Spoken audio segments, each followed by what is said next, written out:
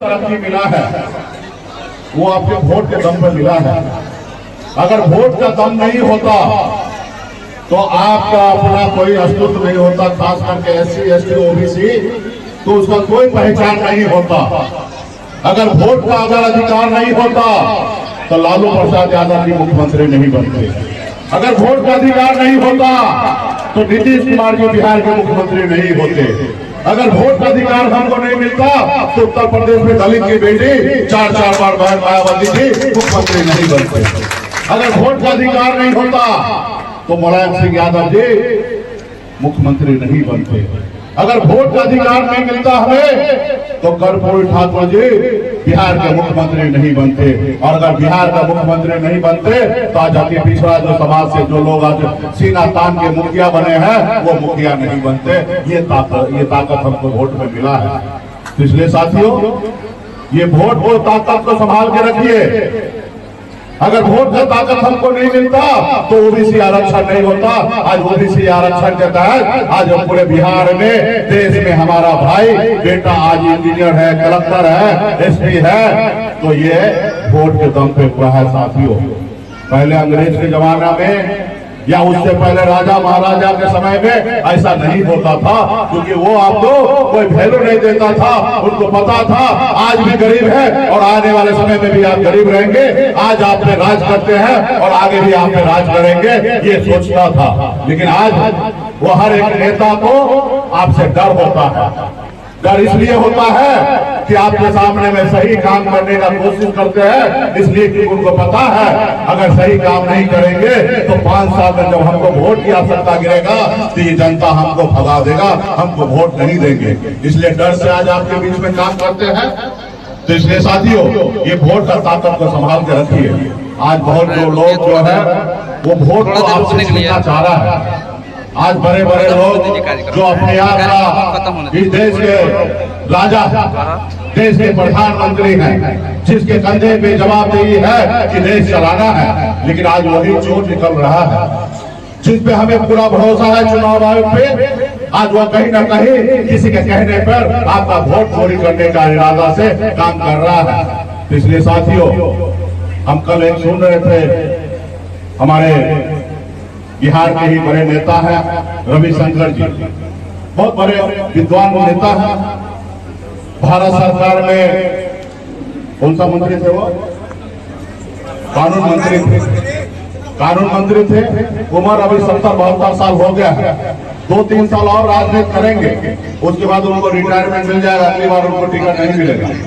और उनको हम सुन रहे थे, ये बोल रहे थे कि बिहार में जो गरीब पिछड़ा दलित जो है उनको बांग्लादेशी बता रहा है, उनको रोहिंग्या बता रहा है। अरे कुछ तो शर्म कीजिए भाई। आप इतने बड़े महान नेता हैं, आप वोट की चोरी कर रहे हैं और आप अपने लोगों को रोहिंग्या बता रहे, बांग्लादेशी बता रहे, मुसलमान बता रहे। ये कैसे है?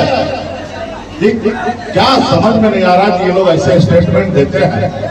अभी आप बताइए, ये जो 2024 में बिहार में 40 को सांसद चुनाव जीते हैं, जिसमें से 30 को सांसद मोदी जी का ही है। और ये 30 को के दम पर मोदी जी दिल्ली में सरकार में है। अगर यहाँ पे 30 को सांसद नहीं जीते तो दिल्ली में मोदी जी की सरकार नहीं बनता और देश में मोदी जी प्रधानमंत्री नहीं बनते। आज वही वोटर 2024 में जो वोट दिए हैं, आज उस वोटर को कहते हैं बांग्लादेशी है। अरे भाई, रोहिंग्या मुसलमान है, ये कहां से आ गया भाई? बिहार में 20 साल से आपका डबल इंजन का सरकार है, तो आपको चुल्लू भर पानी में डूब मरना चाहिए। आपका सरकार है और उसमें बांग्लादेशी कैसे आ गया है?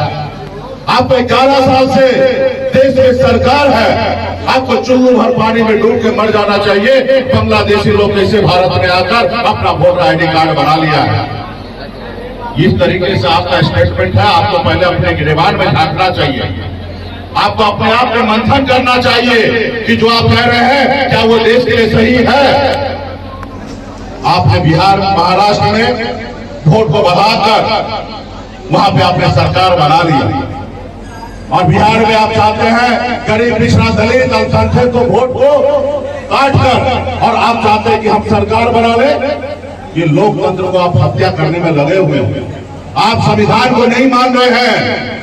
जिस देश में जनता जो है वो मालिक है, नेता कोई मालिक नहीं होता, जनता मालिक होता। आपको याद रखना चाहिए। आज आप अपने आप को कहते हैं कि हम चाय बेचने वाले का बेटा है और प्रधानमंत्री बने हैं। अगर ये बात बोल रहे हैं तो ये संविधान का देन है कि एक चाय बेचने वाला का बेटा प्रधानमंत्री बना है। आप क्या परंपरा लाना चाहते हैं भाई? आप देश में अगले पीढ़ी को क्या देना चाहते हैं? यही चोरी, नफरत, ये नहीं चलना चाहिए।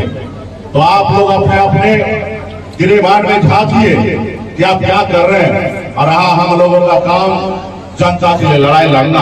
आज हमको बहुत दुख होता है, आज नीतीश कुमार जी से दुख होता है। हम उनको अपना नेता मानते हैं, हम चिराग पासवान जी को मानते हैं क्योंकि स्वर्गीय रामविलास पासवान जी के सुपुत्र हैं। और हमने देखा है स्वर्गीय रामविलास पासवान जी इस देश में जब भी राजनीति किए अपने गरीब पिछड़ा दलित भाई के लिए किए। आज उनका बेटा को हम देखते हैं कि मोदी जी का हनुमान बना हुआ है।